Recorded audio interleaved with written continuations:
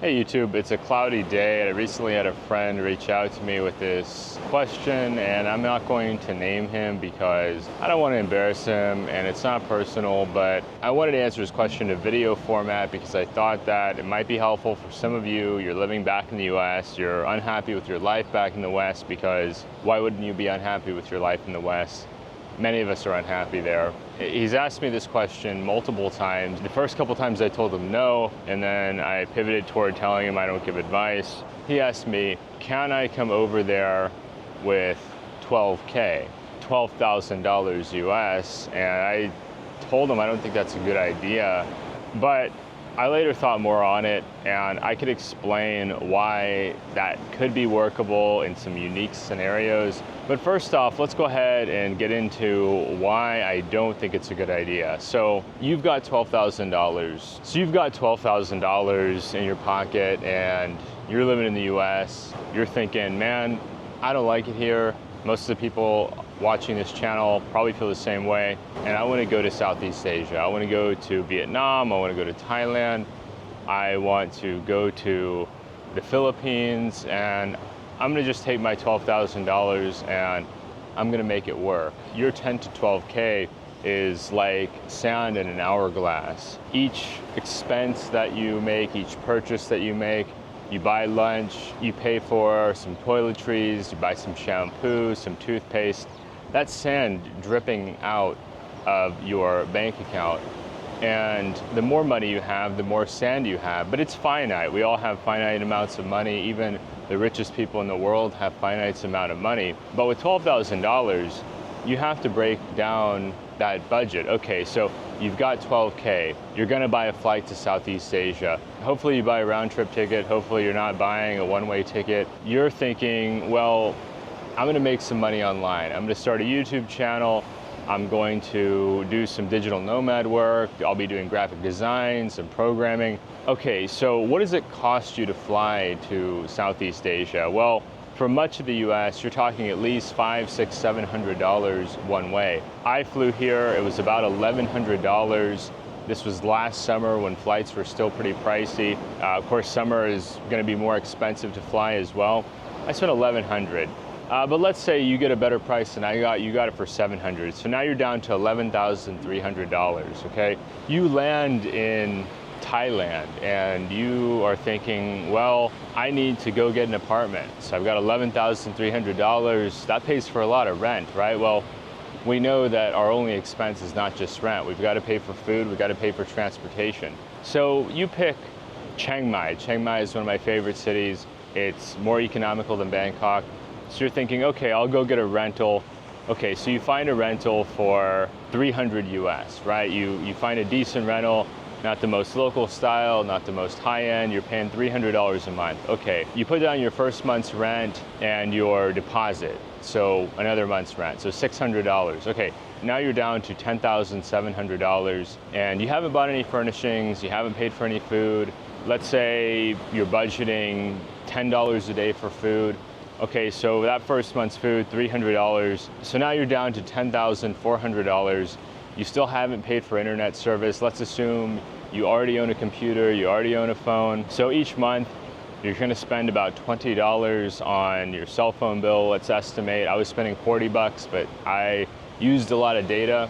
Maybe we could ratchet it up to $30. Okay, so now you're down to $10,370. I mean, this is kind of how the money starts going. You haven't made a dime yet, remember, you're still trying to find work. So now you're down to $10,370. Okay, so you decide to get a motorbike rental. Okay, so now you're putting down, let's say $100 for the month motorbike rental and another $100 deposit. Now you're down to $10,170. Now, you're still not very far into the month. This could be your first day. This could be your first couple of days. Maybe you needed to get a hotel room for a week before you found this place. Okay, there's another $100. So now you're down to $10,070. So you've already spent $2,000 and you're not even at the end of your first month yet. Now, of course, your costs are gonna come down. You're not paying for that flight every month. You're not paying deposits every month. Now you've worked out a budget. You're gonna try to live on let's say $800 a month. Your rent's $300, your food is $300, and the rest of your bills are about $200 a month. For your aircon, your electric bill, you want to buy toothpaste and shampoo, you want to put fuel in your motorbike. So now you've got a budget of $800 per month, and you've got about $10,000 in the bank.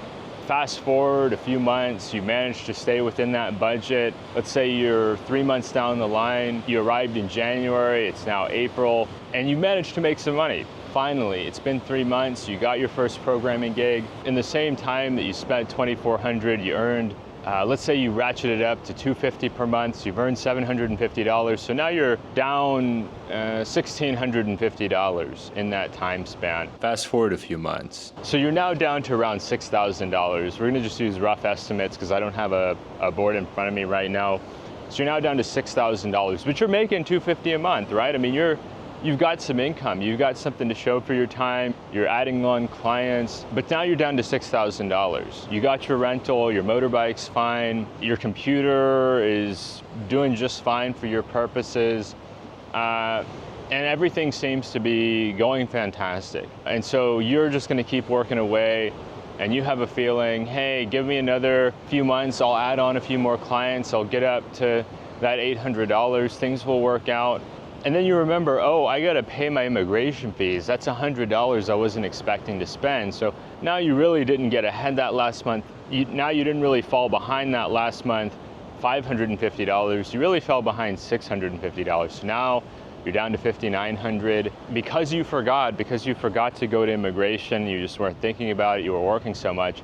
They are going to penalize you. They want additional fine because you made that mistake. They want to charge you an additional fine. There's $60. Okay, well, now you're down to $5,850, but it's fine, right? Because your business is increasing and things are going well, and I'm sure even though you just got the $5,800, you know, things will work out. So you keep working, another month goes by, and then one of your clients goes out of business. One of your clients, they had some kind of major economic hit, and they're no longer supplying your work.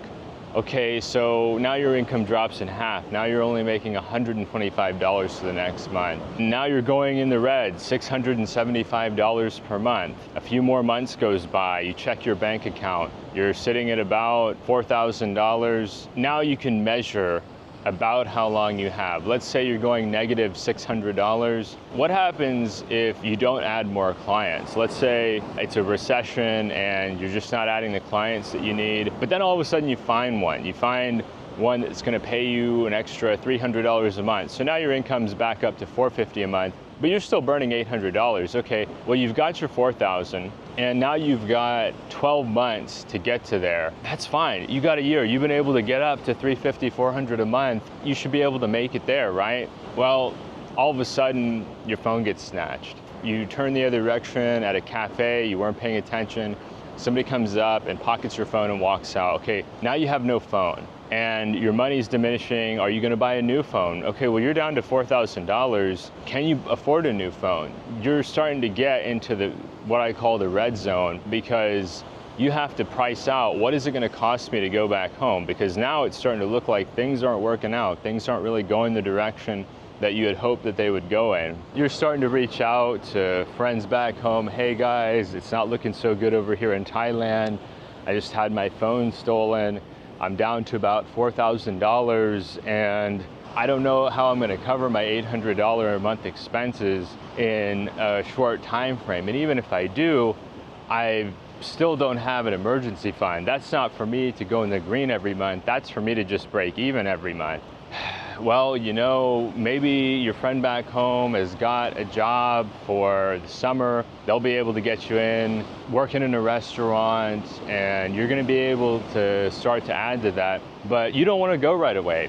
You still got your $4,000.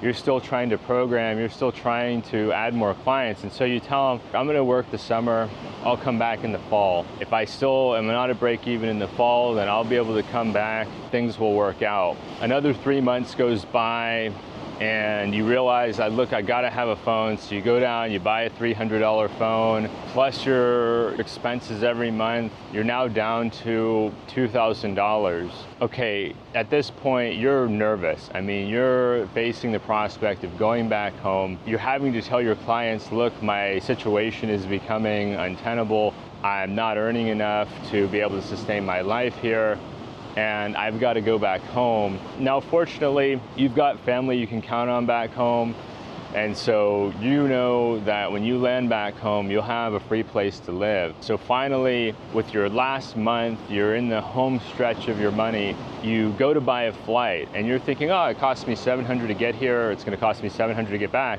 But now, most of the year's gone by, and you're in the holiday season, so the airlines want $1,000 to get you back home. So you've got 1 month to go and $2,000. So you book your flight out and you've got your last $1,000. And not only does that $1,000 have to pay for your final month, where you may have extra costs you didn't expect. You may need to fly to Bangkok to fly out of the country. You may need to fly to another airport when you get back to the US. Maybe you're flying to New York City and your final destination is in Colorado. So you got to fly not just back to the US, but then halfway through the country again. So as you can see, this kind of situation where you've got this lump sum of 10 or 12K, you can burn through that really quickly. This is why I don't recommend taking that amount of money to Southeast Asia unless you've got a clearly defined timeline. That's not permanent move money. I could go for 6 months, I could enjoy myself, I can explore around a bit, and then I go back home and get back to work. It's not, I'm going to be able to live on this, especially if you've got nothing coming in, right? Thinking, oh, well, everybody works online these days, I'm sure it's not that bad. No, it's super competitive. Everybody wants to work online these days. Having remote work, having location independent income is the dream for a lot of people. And a lot of people work at it for years before they're able to do that. Many people, they've been scheming as to how to come up with location independent income for, in some cases, decades. I've been wanting to do this since 2018 when I first went to Thailand. And even this trip, I would still call a discovery trip. I'm not here permanently because I'm not at that point where I have consistent cash flow to cover all my expenses. And so that's why I would warn guys, unless you've got something like, say, 200-300K minimum to start with, you probably don't have a long enough runway. It's gonna take you longer than you think to earn enough to cover your expenses. Because some of us, we think, oh, as soon as I make $1, it's cool. No, it costs a lot more than $1 in 2024 to live in Thailand or to live in the Philippines. Most people would say your minimum realistic budget is like $1,500 per month. I think if you're a bachelor, you could do a little bit less, but it's not practical to think, okay, I'm gonna live on $1,000 for the rest of my life. Sure, maybe that covers your rent and your food and your cell phone bill. What happens when your cell phone breaks? What happens when your laptop breaks? What happens when you need to go buy new clothes? What happens when you come down with an illness and you need to go to the hospital? There's all kinds of unexpected expenses that come up over here. It's not sufficient to say, oh, I've got 20K and that's enough to go move over there. I think sometimes people say, oh, well, the local people, they're living on such low budgets. They've got family, they've got job, they've got permission to work, they have connections. They know how to live in that country. And if they fall in hard times, they can go move in with a close relative. You're probably not in that position. If you're looking at moving to Southeast Asia, most of us are not Southeast Asian. Most of us don't have family over here. We have some friends, but your friends may be struggling too. Your friends probably can't bankroll you in your hard time. There's no safety net for foreigners here. I just think that it's kind of sad that the US has come to this where that's how badly a good chunk of people want to get out, is that they're willing to do so at great risk to themselves. But yeah, I mean, this is one of those situations where I'd say, can you come with 10 or 12K? Yes, with a caveat. You've got Social Security coming in. You've got a business that's putting out 2-3K a month. For the younger guy, you've got a business that's putting out 2-3K a month. You already got established programming clients. You're getting 2-3K a month in income for your programming work. You've got some dividend paying stocks that put out $15,000 a year total in dividend income. You've got things already rolling. You've already got the cash flow. Trying to come over here and establish cash flow for most people is super risky. And when the money runs out, okay, now you're going back home, you've got no emergency fund, you're trying to find a job last minute because you didn't really anticipate things not working out. You're asking people for a place to stay because you don't have first month's rent, last month's rent to put down on a place. I'm in a position where I don't have any family to rely on back in the States. So my emergency fund is much more substantial than that of a lot of other people. I have a certain trigger number where if I hit that number financially, like on a low point, then I'm getting on the plane and going back. In the months before that, I'm lining up a job, I'm reaching out to connections. I'm trying to have as soft a landing as possible, because to land back in the States with no money, no relevant experience, maybe at 20 years old, that's not a big deal, right? 20-year-old, who cares? The older you get, the less sympathetic people are gonna be, the less understanding people are gonna be, and the more skeptical people are gonna be of trying to help you out. What, you didn't think about this before you left? People aren't super sympathetic in the US. They're not super charitable when it comes to a guy who's not a kid anymore, coming back with no money, not having planned for this to happen. If you've got 10 or 12K, what you need is a 5-year plan. You need a 5-year plan as to how you're gonna build up your online income to be able to pay your bills in perpetuity. You need to go out and get a job and start building up a solid emergency fund. I think you need what I call a repatriation budget. I'm gonna do another video on that. But you need a budget such that if things go south, if things go sideways in Thailand or the Philippines, wherever you're gonna go, then you can go back home and not just fly back home and land with no money, but put down first month's rent, first month's deposit, put down money for a car if you sold your vehicle. You need a vehicle in the United States. Pay your bills until you get your first paycheck. You're not getting your first paycheck in America the first day you land. It's gonna be at least 2 weeks for most people to get a paycheck to be able to start paying their bills, right? To have that income coming in. These are some of the basics, but you may need professional clothes. Like if you haven't purchased professional clothes recently, you may need to go down to Ross Dress for Less or Walmart or whatever budget retailer you can think of and buy some clothes so that you can be presentable for the context of work. You might need non-slip shoes. I had to buy those when I worked in a restaurant. I say this a lot, it's not free to work. It actually costs money to work, and that's part of the reason the wages are higher in the United States, is that they anticipate you're gonna need to pay for transportation before you get your first paycheck. If you don't have a car, how are you getting to work? Are you gonna rely on friends? Are your friends not working and in a position where they can take you back and forth to work? Are you gonna live near a bus line? Are you gonna live in a city with a subway system? That costs more money. I push back against the idea of coming here with 10 or 12K. Unless you've got 2 or 3K a month coming in, you're in this position. I don't think many people would be in this position, but you're in this position where you've got a successful business and that's just gonna be your emergency fund, but you've got the cash flow that you already know all my bills are gonna be covered. I'm putting away $1,000 every month in savings, and I've got lead generation built out. I've got more and more ways to get new clients. I've got an established profile on a freelancer site. I've got people that can send me business. That's the way I would approach it for a young guy that has that budget. But don't come here with just 10 or 12K, guys, and no consistent revenue, because you're not prepared. You need to make your 5-year plan. You need to think, okay, this isn't realistic for me right now, but what can I do every day for the next 5 years to get me there? A lot of guys plan for a long time before they come over here. You hear it all the time from Filipino-American couples where the American guy brings the Filipino back to the States. Hey, we're gonna work here for 20 years, 30 years. When we hit a certain age, we'll have enough savings, we'll have enough investments, we'll be able to go over there and live very comfortably and not worry about money. But this is why expats skew older. It's mostly guys who have saved up a lot of money, they've worked their whole lives, they've invested, they've been preparing for many years to come over here, and they don't just have a lump sum of money that they expect to be able to live on forever. Each passing day, each passing week, each passing month, money is dripping out of that hourglass until you're at zero. And you don't want to be in a position where you hit zero here and you're going to the embassy asking, hey, I need a repatriation loan, I have no money, I need money to buy a plane ticket to go back to my home country, at which point I'll contact social services and try to get into a men's shelter or stay with family. But if your family lives in a rural area, there's probably not very many jobs and there's probably not very many resources out there. Not to mention, if you were working on something for a client, let's say you only got part of the way to your goal, are you gonna drop those clients? Are you gonna explain to those clients, I don't have any money to pay my bills, so I can't work for you because I've got to go get a day job. Start working on a 5-year plan. Estimate, what do I need to live over there? If you've done your discovery trip, your goal should be, realistically speaking, $1,500 a month is reasonable for a lot of guys. Okay, what do I need for an emergency fund?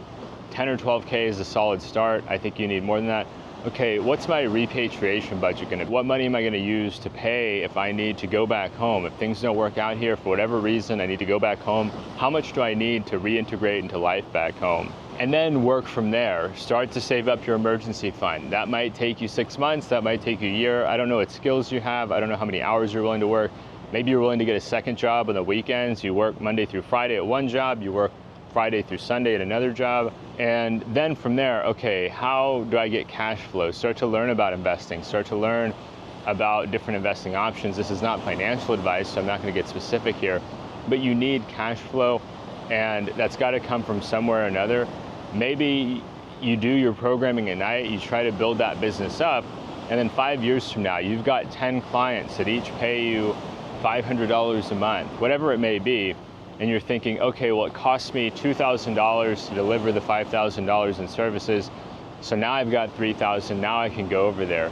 It takes a lot of planning and skills and research and hard work, discipline and aiming, and if it were simple, everybody would be here in Southeast Asia. If everybody could do it, then Southeast Asia wouldn't be as special as it is. It actually does take some great determination and focus and follow through to be able to get over here. I feel for the friend, I get it that it's not easy back home, it's stressful, it's unhappy. The only thing worse than being low on funds back home but having an emergency fund is being totally out of funds back home. The safety nets in America aren't that great, especially for working age people, and you don't want to be trying to rely on them. If you can take the time to set yourself up for success. One of the few redeeming factors that I like about the United States is you can generally improve your financial situation if you are willing to live below your means, you're willing to increase your skill set, and that's what I recommend for those who are thinking about this. Let me know what you think down in the comments below.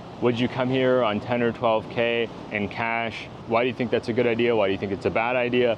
Give us a thumbs up, it really helps with the YouTube algorithm. And finally, subscribe to the channel down below if you want to see more content like this, and we'll see you soon. Bye-bye.